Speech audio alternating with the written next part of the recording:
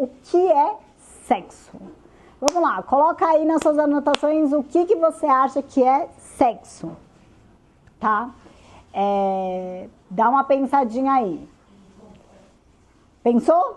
Bora voltar aqui? Bom, vamos começar agora entendendo que quando a gente fala de sexo biológico, a gente está se referindo a um conjunto de características físicas que tradicionalmente são usadas para classificar pessoas como machos ou fêmeas. O que inclui o sexo biológico? Inclui cromossomos, geralmente XX é considerado feminino e XY é considerado masculino. Inclui os hormônios, os níveis de testosterona, de estrógeno, de progesterona, inclui ovários ou testículos, genitais externos, vulva, vagina ou pênis, escroto, e as características sexuais secundárias, quais sejam seios, pelos faciais, distribuição de gordura corporal, tudo isso, a gente entende como diferenciações de sexo biológico, E alguns exemplos simples, tá? Quando uma criança nasce, um médico olha para a genitália dessa criança e fala assim, é menina, ou é menino, Essa declaração, ela é baseada na realidade que a gente vê a partir do sexo biológico. Mas aqui vem a nossa primeira complexidade. Mesmo essa categoria que parece tão óbvia, que é o sexo biológico, não é tão simples quanto parece. Por quê? Porque o sexo biológico é mais complexo. E o primeiro ponto é que nem todas as pessoas, elas nascem com todas essas características alinhadas da mesma forma. Existem pessoas que nascem com variações intersexos, que podem ter aí cromossomo XY mais genitais que parecem femininas, ou cromossomo XX, mas com altos níveis de testosterona. Vamos trazer um exemplo de um caso real. Imagine uma pessoa que nasce com genitais femininos e é criado como uma menina, mas na puberdade essa pessoa ela não menstrua. E aí ela faz alguns exames que revelam que ela tem cromossomos XY e testículos internos. E por isso que é mais sensível à testosterona. Aí eu te pergunto, qual é o sexo real dessa pessoa? O segundo ponto, a ciência, ela já identificou pelo menos 5 padrões diferentes de configurações. Gente, desculpa, peraí, desligando o telefone agora. Vocês também, hein? Nada de ficar com o telefone perto dos estudos. Vou até dar aqui o telefone para minha produção, porque senão a gente não presta atenção, o outro também, tá? Senão a gente não presta atenção nesse babado aqui que é sério, tá? Então vamos lá. Deixa eu arrumar aqui a câmera. Então vamos lá. Exames revelam que existem pessoas, eu estava falando, o segundo ponto. O segundo ponto é que a ciência, ela já identificou pelo menos 5 padrões diferentes de configuração sexual, que não sejam apenas 2, masculino e feminino. A bióloga Annie Fausto Starling, ela documenta muito isso na sua obra, tá? Então, mesmo antes da gente falar de gênero, a gente já vê que a própria biologia, ela é mais diversa do que a própria lógica binária que é incutida em nós, E isso é importante para a nossa clínica, por quê? Porque muitas pacientes chegam questionando se são mulheres de verdade ou normais, baseando-se em ideias muito rígidas do que seria o natural, o normal, tá? Então esse é um primeiro ponto. Diante dessa reflexão, eu queria falar sobre o que é gênero. Vamos agora para o gênero. Se o sexo, então, ele vai se referir a características físicas, o gênero, ele vai se referir a tudo que a nossa cultura ensina sobre como cada pessoa de cada sexo deve se comportar, pensar, sentir e existir. Então, o gênero, ele vai incluir papéis sociais. E é por isso que se diz, né, e a Judith Butler consolida esse entendimento falando que o gênero é socialmente construído. Por quê? Porque quais são os papéis sociais que inclui? Quem cuida das crianças, quem trabalha fora, quem faz limpeza doméstica. Ele inclui também quais são os comportamentos esperados entre mulheres e homens, ou seja, como sentar, como andar, como falar, como expressar emoções, quais são as roupas, as cores apropriadas, os cortes de cabelo, a maquiagem, as joias, quais são as profissões adequadas, quais são os professores, quem são os professores, quem são os enfermeiros, quem são os empresários, as empresárias, quais são as formas corretas de se relacionar, quem toma iniciativa romântica, quem paga a conta, quem protege quem, né? Então, vou trazer para a gente entender melhor um exemplo prático como o gênero funciona. Na infância, uma menina que ganha boneca é elogiada por ser cuidadosa e carinhosa. Agora, um menino que ganha carrinho é elogiado por ser corajoso e independente, né? Quando a gente faz esses elogios, a gente está ensinando desde cedo formas diferentes de existir no mundo que são pautadas em estereótipos de gênero. Na escola, se uma menina ela é assertiva e competitiva, ela é chamada como mandona. Se o menino ele é sensível e chora, ele é chamado de fresco. Com aquilo que eles são chamados, a gente vai moldando comportamentos. No trabalho, uma mulher que negocia salário pode ser vista como difícil, enquanto um homem que faz a mesma coisa pode ser visto como determinado. Ou seja, a mesma ação com interpretações diferentes baseadas no gênero. Em casa, quantas mulheres você conhece no âmbito privado, né, que mesmo trabalhando fora, ainda são as principais responsáveis pela casa, pelos filhos? E quantos homens você conhece que se sentem culpados por não saber cozinhar para a família? Eu não conheço nenhum. Que se sente culpado, não conheço nenhum. O ponto fundamental é esse daqui. Nada disso, gente, é natural ou biológico. Isso tudo é aprendido. E a prova disso é que esses conceitos, eles variam enormemente entre culturas e épocas históricas. E aí eu vou trazer um pouco para vocês exemplos de variação cultural. Na Tailândia, pessoas Cantoei, não sei se é assim que se fala, mas que muitas vezes isso é traduzido como ladyboys, são reconhecidas socialmente como um terceiro gênero há séculos, tá? Além disso, entre os povos americanos, pessoas two-spirites, elas eram vistas como tendo aspectos masculinos e femininos e sendo até considerados especiais e sagrados. Na própria Coreia do Sul, homens usam maquiagem e possuem cuidados com a pele muito mais, né, do que no Brasil, sem que isso de alguma forma questione a sua própria masculinidade. E até no próprio Brasil colonial, rosa era considerado uma cor masculina, né, que era uma versão suave do vermelho ou uma cor de guerra, enquanto o azul era visto como feminino, cor da Virgem Maria, né? Então, você pode perceber que existe essa variação. Logo, se existe essa variação, né, existe uma formação desses conceitos de acordo com a influência da cultura. Então, diante disso, a gente vai perceber que aquilo que a gente considera natural sobre homens e mulheres, na verdade, é uma construção muito específica da nossa cultura e da nossa época. E agora, o convite é pensar como o gênero ele vai se manifestar na clínica.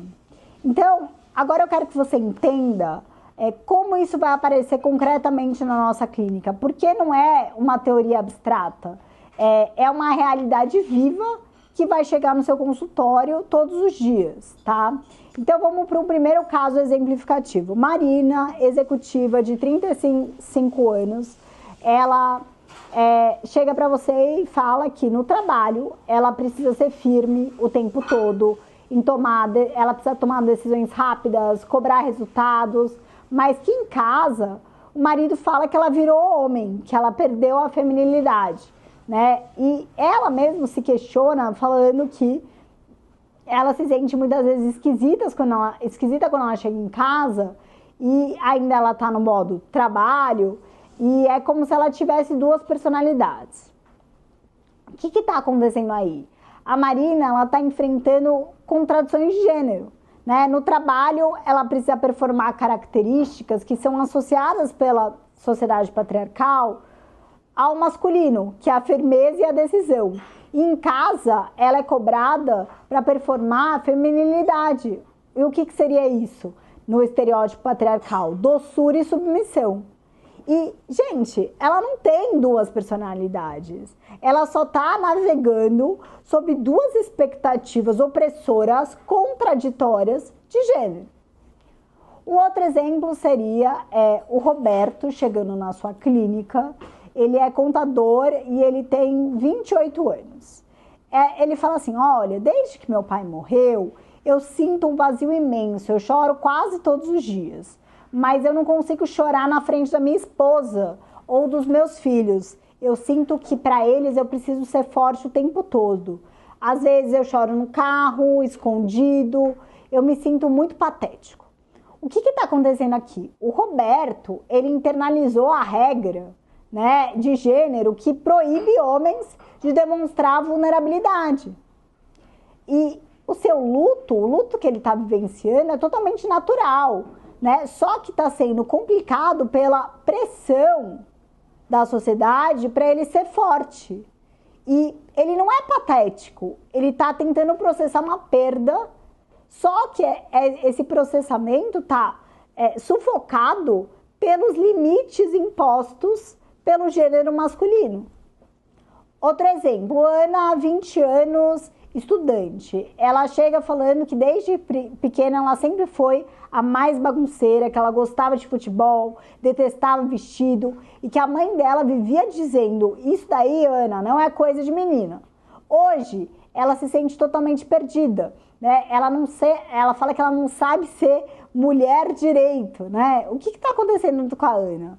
A Ana foi repetidamente corrigida por não performar uma feminilidade considerada adequada. E aí, diante disso, ela desenvolveu uma ansiedade sobre a sua própria identidade de gênero.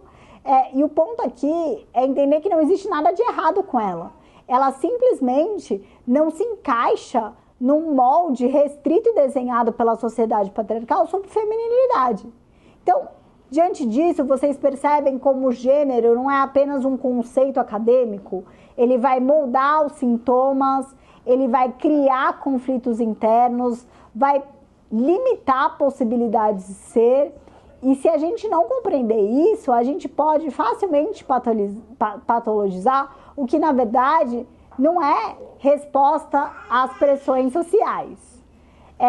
E aí eu queria trazer e acrescentar o que a própria Judith Butler, ela traz sobre essa compreensão, né? Então, agora que a gente já entendeu o que é sexo, o que é gênero, eu posso apresentar a vocês a revolução conceitual da Judith Butler e o que ela acrescenta nessa discussão, né? Ela vai trazer que, tradicionalmente, a gente pensava assim, sexo é algo biológico natural e o gênero é o cultural e o aprendido. A Butler, ela vira isso de cabeça para baixo, porque para ela, o gênero que produz a ideia do sexo é algo mais radical ainda. De que não só o gênero é socialmente construído, como também o sexo é socialmente construído, né? Então, ela vai trazer que nem mesmo o sexo é natural. Para ela, quando a gente diz que o sexo é biológico e natural, a gente também está escondendo que existe uma construção social por trás, né? Por quê? Porque o próprio sexo biológico, ele é interpretado culturalmente. Logo, vamos pensar assim, a biologia, ela nos apresenta uma imensa diversidade de pessoas com diferentes combinações de cromossomos, hormônios e diferentes genitálias. Mas a nossa cultura, ela escolhe olhar apenas para os genitais e daí, a partir disso, ela vai dividir toda a diversidade em apenas duas categorias binárias, macho e fêmea, né? Então, Quando um médico olha para um bebê e diz é menina, ele não está descrevendo uma realidade biológica, ele está selecionando uma característica genital entre muitas outras possíveis para interpretar isso a partir de um sistema binário. E aí que a Butler traz a seguinte pergunta: por que o genital define o sexo e não o cérebro?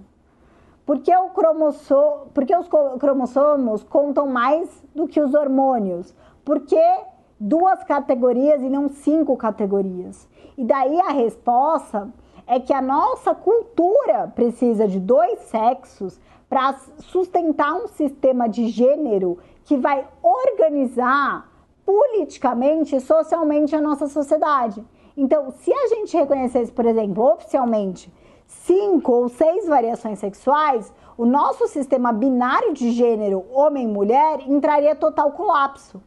E na clínica isso é transformador, porque quando um paciente diz eu não me sinto mulher de verdade, ela pode estar sofrendo porque internalizou uma ideia muito restrita do que seria o sexo feminino natural.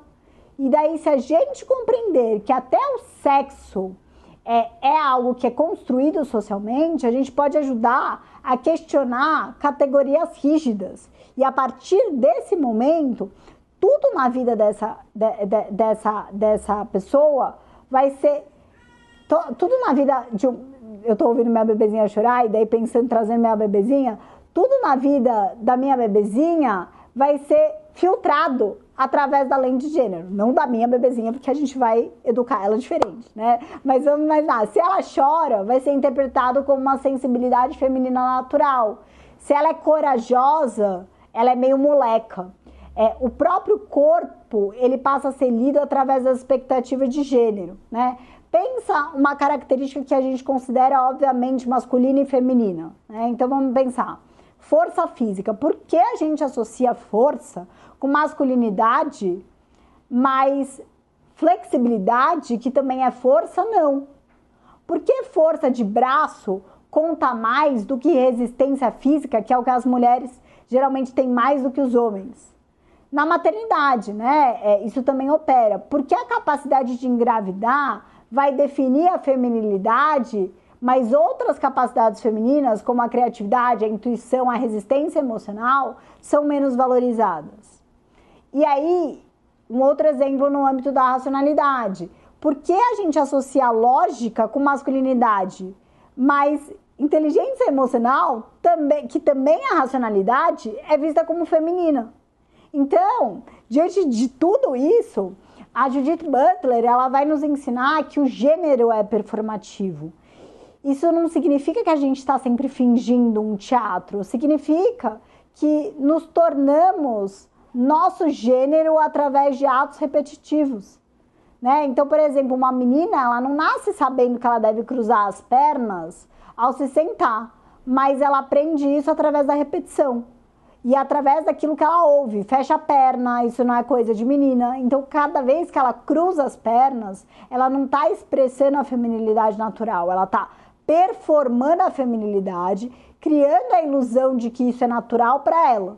E na clínica, isso é evolucionário, porque quando uma paciente diz eu não sei ser mulher direito, ela está revelando que percebe o gênero como a própria performance. E se é performance, essa performance pode ser questionada, modificada e até expandida.